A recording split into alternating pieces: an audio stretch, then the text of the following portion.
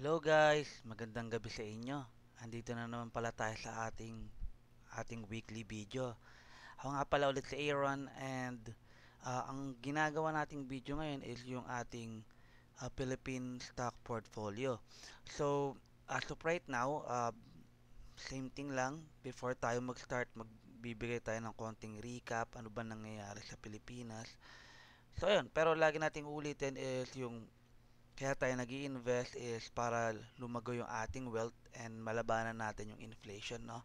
So, gumagamit tayo ng dollar cost averaging na kung saan weekly, naglalagay tayo ng 5,000 pesos sa ating Philippine stock portfolio and titignan natin within 5 to 10 years horizon, no?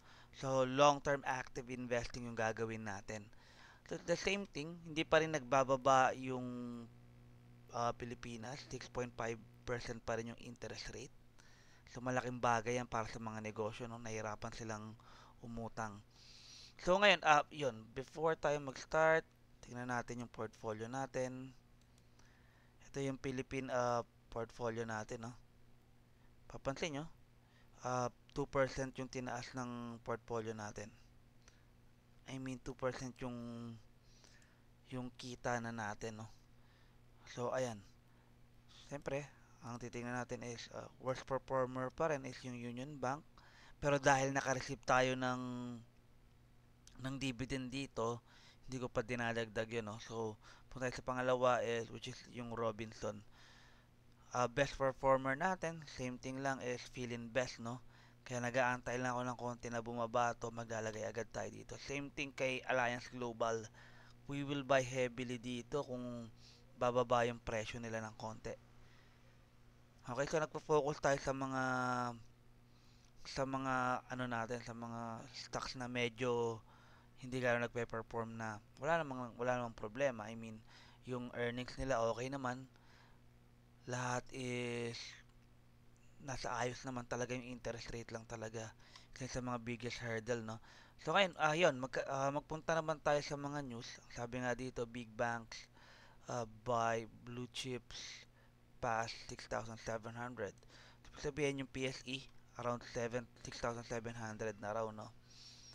Okay, so medyo nagra-rally pataas na yung mga stocks ng ng Pinas, no? So magandang balita 'yan. Okay, so second na news natin is BPI posted record profit in 2023. So ayun, syempre BPI isa yan sa mga blue chip dito sa Pinas. Masyado kasing mataas yan. Hindi tayo nakabili ng mababa. Inaantay natin bumaba. Kasi ganoon naman tayo eh. Inaantay lang natin bumaba yung mga magagandang stock. Tsaka tayo bibili. Okay? Pero dahil mataas pa yan, hindi natin papansinin muna yung BPI, okay? So ngayon, last, bibigyan pa tayo ng isa pang news sa atin. So peso rises to 55 as dollar weakens, no? So, ayun, magandang balita to. Ibig sabihin, mas tumataas yung peso, mas maganda. Kasi syempre, yung mga bilihin pa nag import tayo, mas nagiging mura. So, ayun, hindi na tayo magpapatagal.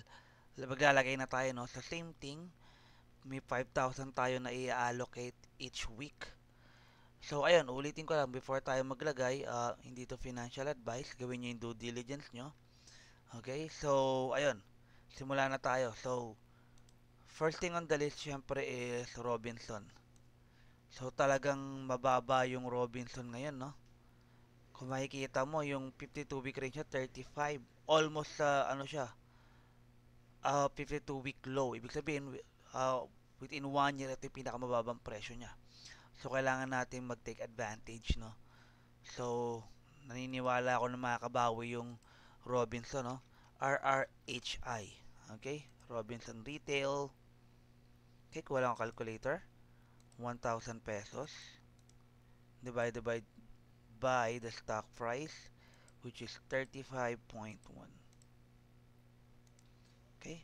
Meron tayong 24, 12, 28.49 shares. Okay? Type lang natin. Okay? Yung mababa ng konti yung ano natin. Next, yung another 1,000 natin ilalagay ko sa all home.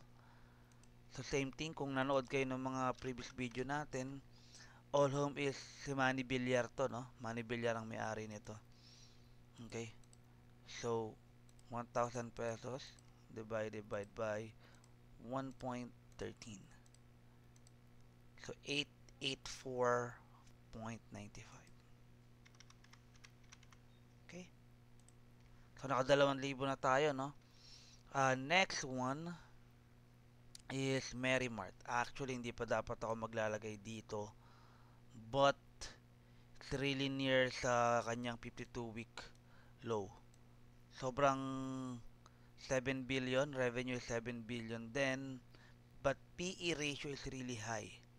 Actually, Injapsia, no? Injapsia ang isa sa mga Injapsia ang Merrimart.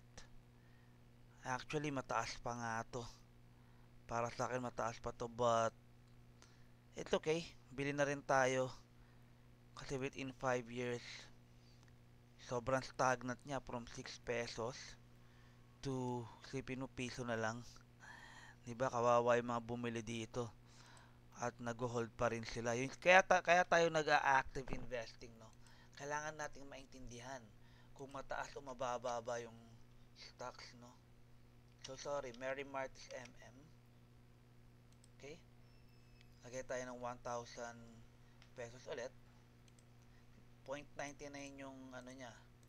99 centavos yung 52 week low niya. So it's really near, kaya okay na rin. So meron tayong 990 shares. Sarap naman nun, 990. Okay? So yun yung pangatlong ano natin, 3,000. Yung pang-apat na, yung another 1,000 natin is pure gold. Malapit din to sa 52 week low niya, which is 26 pesos. Okay, so hindi na ako papatagal. P gold. Kung mapapansin nyo, hindi na tayo nagdadagdag ng stocks, hindi na tayo nagka-cash. Kasi ito na yung top 20 ko eh. Magdadagdag tayo, panigurado pag may bumaba. Binabantayan ko rin kasi kagaya ng Jollibee, hindi na bumababa, talagang almost all time high, BDO. Yung mga ibang blue chip kasi matataas masyado. Robina, URC, antayin nating bumaba pa yon. Kahit yung AEV, no? Maraming maganda. Yung Aboitiz, maganda rin yon, kaya lang mataas nga. So, doon tayo sa medyo mababa. So, antayin natin bumaba yun, then we buy heavily, no? Kunyari, yung 5,000 natin, ilalagay natin isang buhos lang doon. But we need to wait na bumaba siya ng 20-30%, tsaka tayo bibili. Which is unlikely pagdating sa Pinas. Okay, sorry, na medyo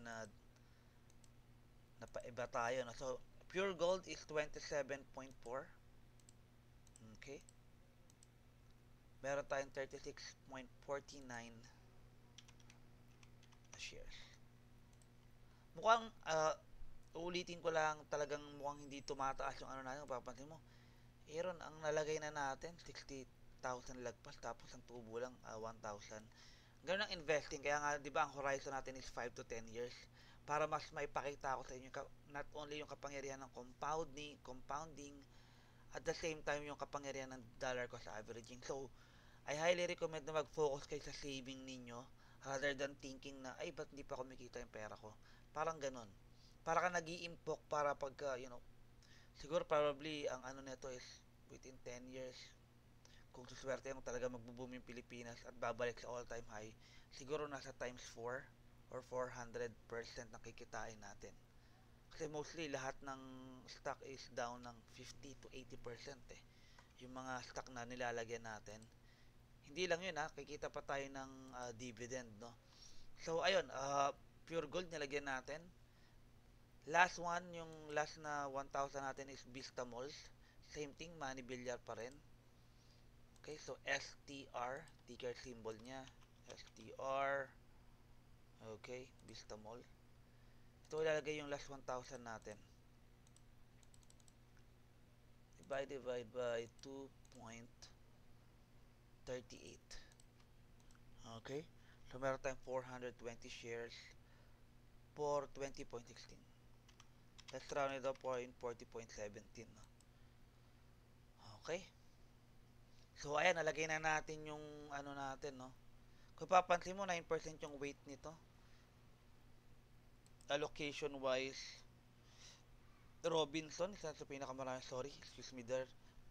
Siguro next week, Security Bank, kung di pa rin medyo magtataas, RFM will go there, PLDT probably will add as well. So ayun, uh, titignan natin, masyado nang mataas, 9% na yung allocation natin sa Vistable, no? So siguro hindi muna tayo bibili nito. Okay, so ayun guys, natapos na natin yung 5,000 natin, nailagay natin. So a quick recap lang, ginawa natin is same thing, hinati natin sa 5, yung 5,000 natin. 20% each, no? So, uulitin ko lang, hindi to financial advice. Kung gusto nyo mag-invest, kailangan nyo gawin yung due diligence nyo, no?